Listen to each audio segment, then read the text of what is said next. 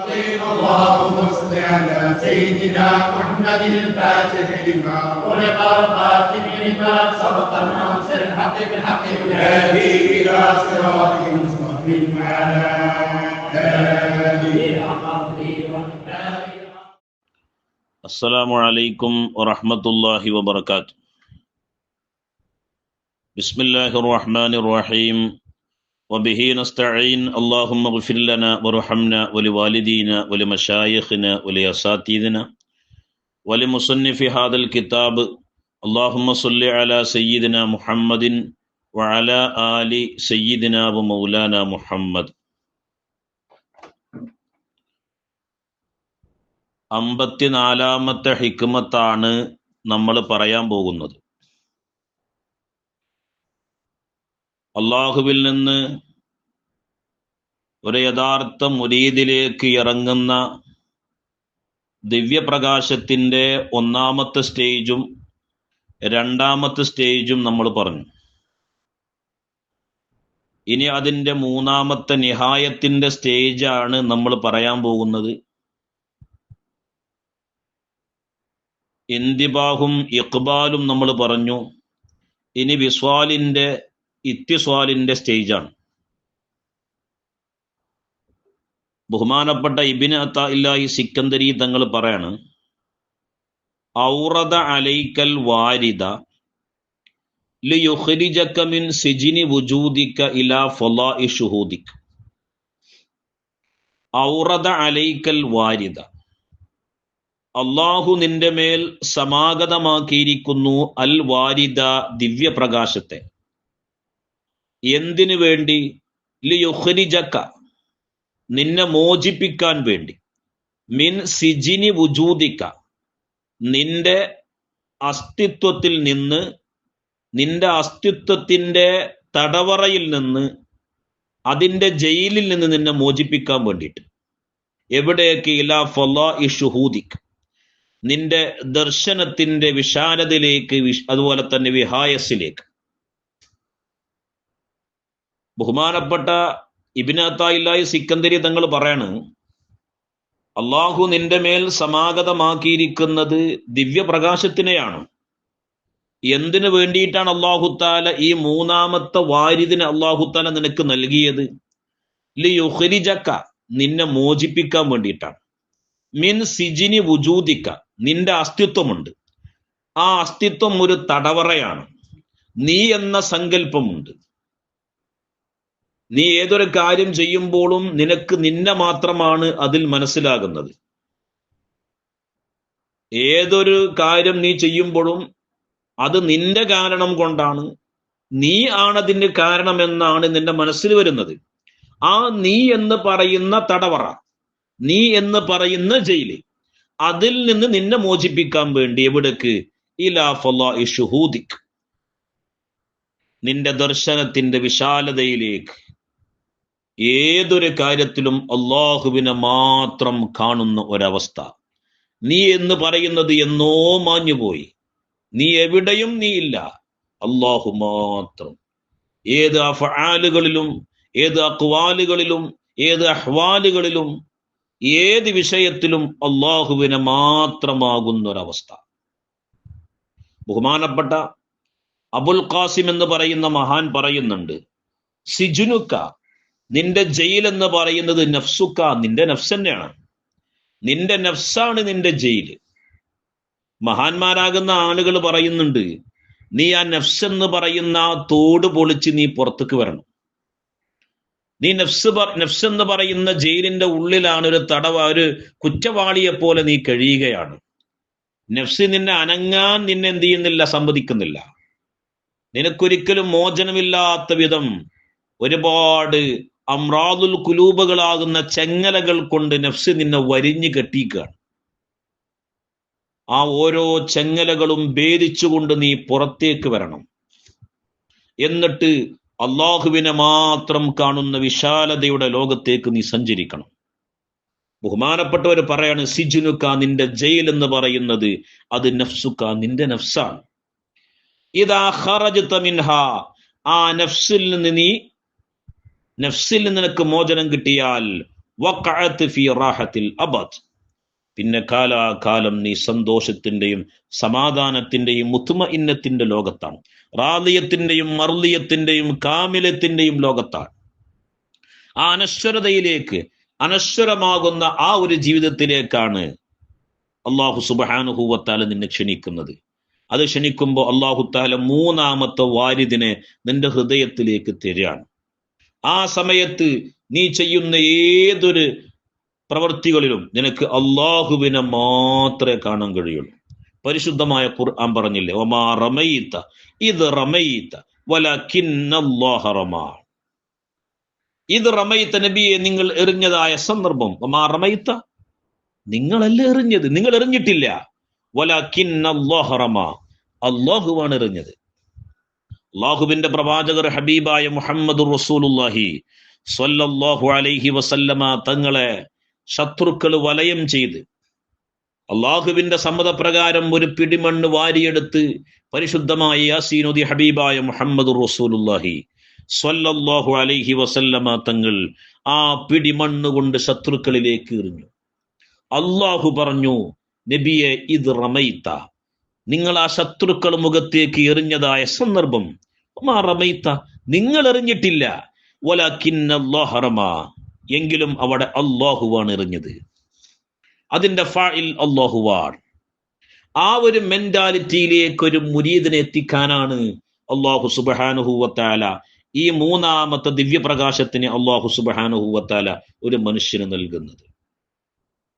പരിശുദ്ധമായ ഖുർആനിൽ പറയുന്നുണ്ടല്ലോ, അള്ളാഹു സുബ്ഹാനഹു വ തആല വഖളാ റബ്ബുക അല്ലാ തഅബുദൂ ഇല്ലാ ഇയ്യാഹു. വഖളാ റബ്ബുക, നിന്റെ റബ്ബ് വിധിച്ചിരിക്കുന്നു, അല്ലാ തഅബുദൂ ഇല്ലാ ഇയ്യാഹ്, നീ അള്ളാഹുവിനെ അല്ലാതെ ആരാധിക്കാൻ പാടില്ല.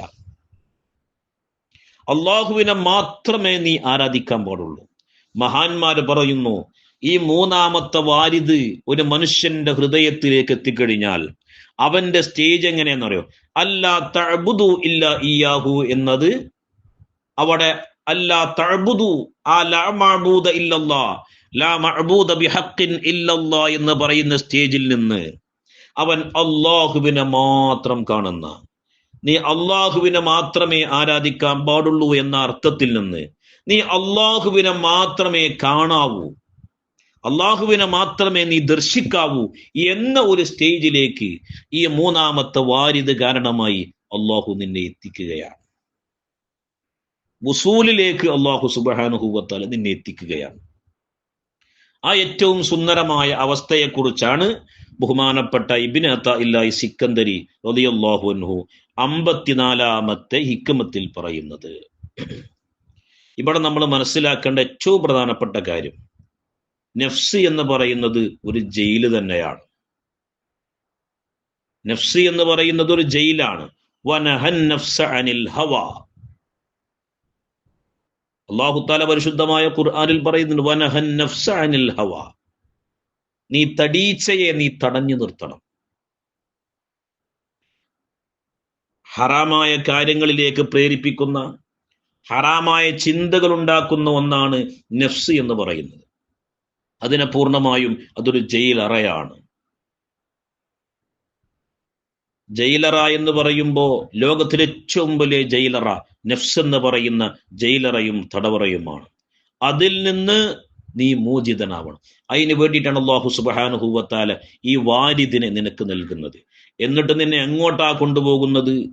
ദർശനമാകുന്ന വിശാലതയിലേക്ക്, വിഹായസിലേക്ക് അല്ലാഹു സുബ്ഹാനഹു വ തആല കൊണ്ടുപോവുകയാണ്.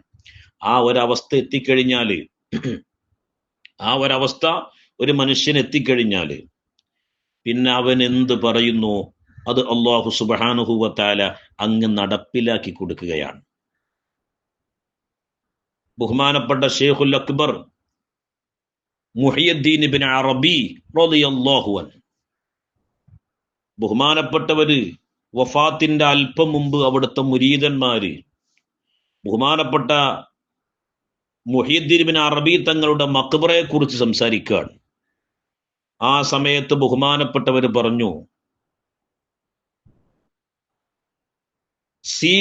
ഷീനിൽ പ്രത്യക്ഷപ്പെടുമ്പോഴാണ് എന്റെ ഖബർ ജനങ്ങൾ അറിയുക. സീൻ ഷീനിൽ പ്രത്യക്ഷപ്പെടുമ്പോഴാണ് എന്റെ ഖബർ ജനങ്ങളൊക്കെ മനസ്സിലാക്കുക, ജനങ്ങളൊക്കെ അറിയുക. കാലം ഒരുപാട് കഴിഞ്ഞു. ബഹുമാനപ്പെട്ട ഇബ്നു അറബി റളിയല്ലാഹുവിന് പറഞ്ഞതിന്റെ പൊരുൾ പല ആളുകൾക്കും മനസ്സിലായില്ല. എന്നാൽ പിൽക്കാലത്ത് അത് മനസ്സിലാക്കപ്പെട്ടു. അതായത് സുൽത്താൻ സലീം എന്ന് പറയുന്ന ആൾ ഷാം എന്ന് പറയുന്ന നാട്ടിലേക്ക് എത്തിയപ്പോഴാണ്, ഷാം പിടിച്ചടക്കിയപ്പോഴാണ് ഇതാണ് ഷീനിൽ പ്രവേശിക്കുക എന്ന് പറഞ്ഞത്. സുൽത്താൻ സലീം ഷാമിൽ പ്രവേശിച്ചപ്പോഴാണ് ഇബ്നു അറബി തങ്ങളുടെ ഖബർ എല്ലാവർക്കും മനസ്സിലായത്. മഹാന്മാർ പറയുന്നു, എത്രയോ വർഷക്കാലം ഇബ്നു അറബി തങ്ങളുടെ ഖബർ എവിടെയാണെന്ന് ആർക്കും മനസ്സിലായിരുന്നില്ല. സുൽത്താൻ സലീം എന്ന് പറയുന്ന രാജാവ് ഷാം പിടിച്ചടക്കിയപ്പോഴാണ് അദ്ദേഹത്തിന്റെ ഖബർ മനസ്സിലായതും അതിന് പരിപാലനം നൽകപ്പെട്ടതും.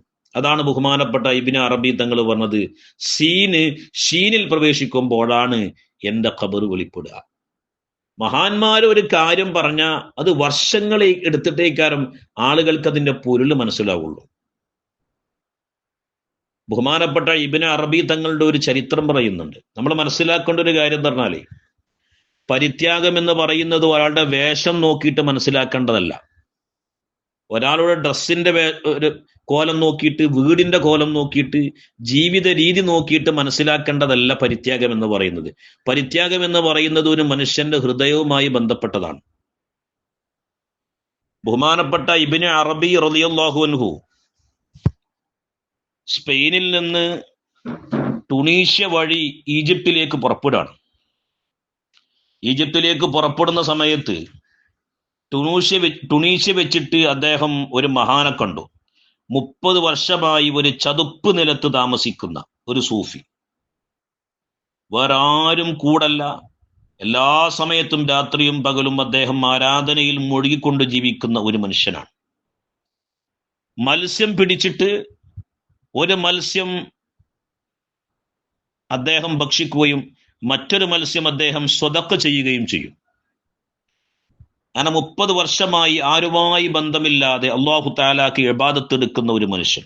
ബഹുമാനപ്പെട്ട ഇബ്നു അറബി റളിയല്ലാഹുവിന് അദ്ദേഹം കണ്ടപ്പോ, നിങ്ങൾ എങ്ങോട്ടാണ് പോകുന്നത് ചോദിച്ചു. അപ്പോ ഇബ്നു അറബി തങ്ങൾ പറഞ്ഞു, ഞാൻ ഈ ടുണീഷ്യ വഴി ഞാൻ ഈജിപ്തിലേക്കാണ് പോകുന്നത്. ആ സമയത്ത് ഈജിപ്തിലേക്ക് പോകാൻ ഒരുങ്ങിയ ഇബ്നു അറബി തങ്ങളോട് ആ പരിത്യാഗിയായ ആ മനുഷ്യൻ പറഞ്ഞു, നിങ്ങൾ ഈജിപ്തിലേക്ക് ചെല്ലുമ്പോ നിറഞ്ഞ മിഴികളോടുകൂടെ കരഞ്ഞുകൊണ്ട് അദ്ദേഹം പറയാണ്, എൻ്റെ ഷെയ്ഖ് ഈജിപ്തിലാണ്, ഒരു പ്രത്യേക സ്ഥലത്താണ് അദ്ദേഹം താമസിക്കുന്നത്. അതുകൊണ്ട് നിങ്ങൾ അവിടെ പോയി കഴിഞ്ഞാൽ നിങ്ങൾ എൻ്റെ ഷെയ്ഖിനെന്ന് അന്വേഷിക്കണം, എൻ്റെ അന്വേഷണം ഒന്ന് പറയണം, എന്നോട് വല്ല ഉപദേശവും നൽകാനുണ്ടോ എന്നും നിങ്ങൾ എന്ത് ചെയ്യണം, ചോദിക്കണം എന്ന് പറഞ്ഞു.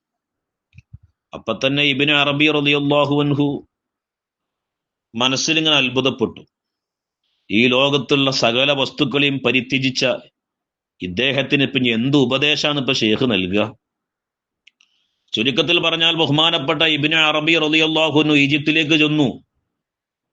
ഈ പരിത്യാഗിയായ 30 വർഷമായി മരുഭൂമിയിൽ താമസിക്കുന്ന ഈ പരിത്യാഗിയുടെ ഷെയ്ഖിനെ കാണാൻ വേണ്ടി ചെന്നോക്കുമ്പോൾ അദ്ദേഹം ഒരു വലിയ കൊട്ടാരത്തിൽ സമ്പത്തിന്റെയും ആഡംബരങ്ങളുടെയും നടുവിൽ ജീവിക്കുകയാണ്. ഒരു ഭൗതിക മനുഷ്യൻ എന്നല്ലാതെ വേറൊന്നും അദ്ദേഹത്തിൽ പ്രകടമാകണില്ല, വേറൊന്നും കാണുന്നില്ല. ഏതായാലും ഇബ്നു അറബി റളിയല്ലാഹു അൻഹു ഇദ്ദേഹം പറഞ്ഞാണല്ലോ, അദ്ദേഹത്തോട് പറഞ്ഞു, ഞാൻ നിങ്ങളെ മുരീദ് പറഞ്ഞയച്ചിട്ട് വന്നതാണ്, അദ്ദേഹത്തോട് വല്ല ഉപദേശങ്ങളും പറയണ്ടോന്ന് ചോദിച്ചു. അപ്പൊ ഈ കൊട്ടാര സമാനമായ ആഡംബരങ്ങളിൽ ജീവിക്കുന്ന ഈ വ്യക്തി പറഞ്ഞു, ഈ ലോകത്തോട് അദ്ദേഹത്തിന്റെ ഹൃദയത്തിലുള്ള എല്ലാവിധ താല്പര്യങ്ങളെയും ഉപേക്ഷിക്കാൻ പറയാം, എല്ലാ താല്പര്യങ്ങളും ഉപേക്ഷിക്കാൻ പറയാന്ന്. ഇബ്നു അറബി തങ്ങൾ പറയണം, അത് കേട്ടപ്പോ ഞാൻ അത്ഭുതപ്പെട്ടു പോയി. കാരണം ഇത് പറഞ്ഞു തരുന്ന ആള് വലിയ കൊട്ടാരത്തിൽ താമസിക്കുന്നു. ആരൊക്കെയാണോ പറഞ്ഞു കൊടുക്കപ്പെടേണ്ടത് ആ വ്യക്തിയാണെങ്കിൽ 30 വർഷമായി മരുഭൂമിയിൽ ഏകാഗിയായി ജീവിക്കുക. അദ്ദേഹത്തിന് കൊടുക്കേണ്ട ഉപദേശമാണ് ഈ ഷെയ്ഖ് ഈ രൂപത്തിൽ പറയണത്. അദ്ദേഹം ഈജിപ്തിലൊക്കെ പല സ്ഥലങ്ങളും സന്ദർശിച്ച് ടുണീഷ്യയിലേക്ക് തിരിച്ചുപോയി. ചെന്നപ്പോ അദ്ദേഹം ഓടി വന്നിട്ട് ചോദിച്ചു, എന്റെ ഷേഖ് എന്തെങ്കിലും ഉപദേശം പറഞ്ഞോ എന്ന് ചോദിച്ചു. അപ്പോ ഇബ്നു അറബി തങ്ങൾ പറഞ്ഞു, നിങ്ങളുടെ ഹൃദയം ഇപ്പോഴും ഈ ഭൗതിക ലോകവുമായി ബന്ധമുണ്ട്, അത് പൂർണ്ണമായും ഉപേക്ഷിക്കാൻ വേണ്ടി ഷേഖ് പറഞ്ഞിരിക്കണു എന്ന് പറഞ്ഞു.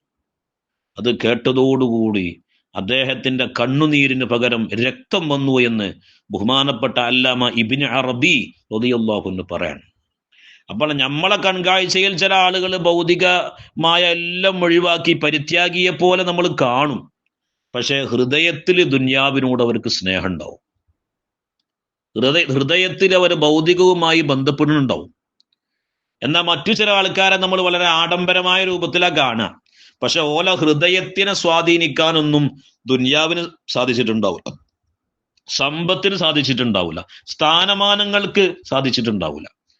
അതിന് എത്രയോ ഉദാഹരണങ്ങളുണ്ട്. ബഹുമാനപ്പെട്ട ഉമർ ഇബ്നു അബ്ദുൽ അസീസ് റളിയല്ലാഹു അൻഹു, അദ്ദേഹം ഫക്കീറിനെ പോലെ ജീവിച്ചതാണെങ്കിലും അദ്ദേഹം ഭരണാധികാരിയായിരുന്നു.